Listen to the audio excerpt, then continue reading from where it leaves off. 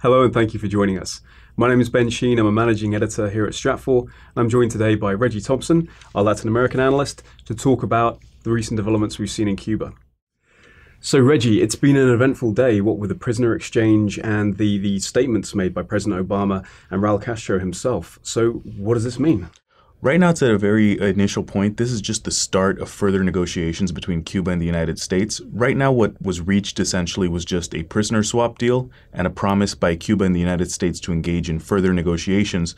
Now, what we saw today was the president went pretty far as far as he can in what he can legally do without actually consulting Congress under the Helms-Burton Act of 1996. In other words, the United States has had an embargo on Cuba since the early 1960s, and this is something that has pretty much defined the relationship between the two countries. Now, in 1996, it was conditioned by law that the embargo cannot be lifted before Congress is consulted. In other words, the president has to determine that the conditions are in place to go to Congress and ask them to vote on the lifting of this embargo. Now, the president right now loosened restrictions on Cuba. He loosened some of the travel restrictions for American citizens, some of the financial restrictions that prohibit transactions between the United States and Cuba. And he loosened some of the trade restrictions. In other words, now certain products defined in the president's speech today, such as agricultural products and some construction materials, can flow to the Cuban private sector. Now, going forward, what this likely means is that the United States and Cuba are going to engage on talks on a host of issues on how and when to reestablish embassies in both capitals, how and when to proceed on the issue of normalization of ties, which according to the Act, according to the Helms-Burton Act, is definitely conditioned on the reestablishment of free political activity as defined by the United States in Cuba. And so a host of issues needs to be addressed, and this is not going to be a short process. This is likely going to be drawn out and will last months, if not years. So we're going to see a gradual thawing of relations between the US and Cuba. So how is this going to affect the Cuban relationship with Venezuela then?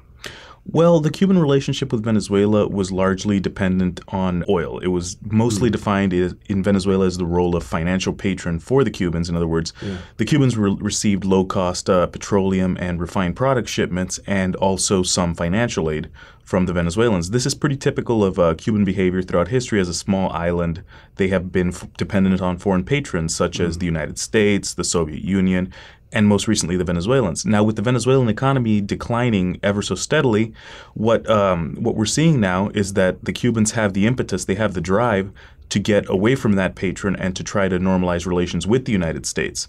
In other words, if they see that that something's coming down the line, such as perhaps a cutoff in oil shipments, they don't want to be stuck in the difficult financial position of having to scramble to find a new source of energy or a new source of financial assistance or even trade.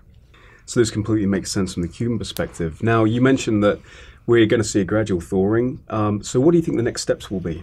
Well, the next steps are almost certainly, as those that were outlined by President Obama today, are almost certainly going to be the high-level discussions. In April 2015, we're going to see a summit of the Organization of American States. Now, traditionally, Cuba has been excluded from that. Throughout the Cold War, that was mostly a forum for pro-United States nations to meet and discuss topics of regional importance, and Cuba was largely excluded from this. They never attended. They were expelled by the organization in the early 1960s.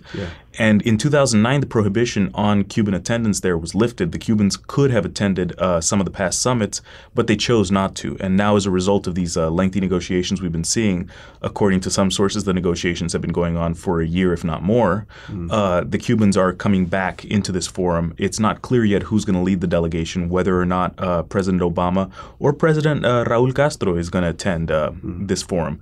But it definitely provides an area for both parties to meet openly and discuss. Now, we're going to see behind-the-scenes negotiations as well.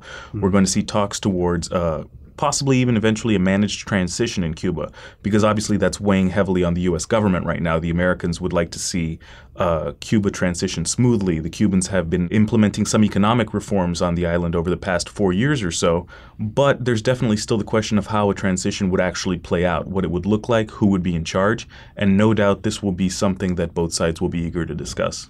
Yeah, most definitely how the actual mechanics develop in the future.